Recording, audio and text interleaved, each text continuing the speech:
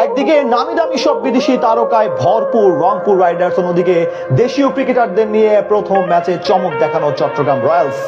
BPL এর পঞ্চম ম্যাচে নাইম শেখদের বিপক্ষে মাঠে নামছে নুরুল হাসান সোহানের দল।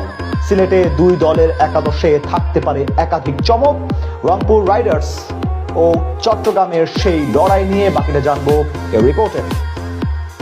চলছে বিপিএল এর দ্বাদশ আসর। নানান আলোচনা সমালোচনার মধ্য দিয়ে চলতে থাকা এই টুর্নামেন্ট ইতিমধ্যেই বেশ জনপ্রিয়তা পেয়েছে 12 আউলিয়ার দেশ সিলেটে। আগামী 29 ডিসেম্বর নিজেদের মধ্যকার ম্যাচের লড়াইয়ে মাঠে নামবে রংপুর রাইডার্স এবং চট্টগ্রাম রয়্যালস। বসুন্ধরা গ্রুপের মালিকানায় রংপুর রাইডার্স টিম ম্যানেজমেন্ট দলে রেখেছে দেশি বিদেশি কিছু নাম করা টি-20 স্পেশালিস্ট ক্রিকেটারকে। প্রতিটি ডিপার্টমেন্টে যেন রংপুর দলে ভিড়িয়েছে পরীক্ষিত সব ক্রিকেটারদের। স্কোয়াডে তাদের সবচেয়ে শক্তির জায়গা ওপেনিং পজিশন সহ টপ অর্ডার। নিলাম টেবিল থেকে কেনা লিটন কুমার দাস, তার সাথে ডেভিড মালান। এছাড়াও তাদের ব্যাকআপ ওপেনার হিসেবে স্কোয়াডে থাকবে সদ্য আলোচনায় আসা ইফতেখার হোসেন ইফতি। পেস বোলিং ইউনিটে দেখা যাবে বিশ্বসেরা বাঁহাতি পেসার মোস্তাফিজুর রহমানকে। টি-20তে নজরকাড়া পারফরমেন্স এবং আইপিএলে উচ্চ মূল্যে দল পাওয়া নিশ্চিতভাবে তার আত্মবিশ্বাসে আলাদা মাত্রা যুক্ত করবে। তাছাড়া জুটি বেঁধে গতির ঝড় তুলতে দেখা যেতে পারে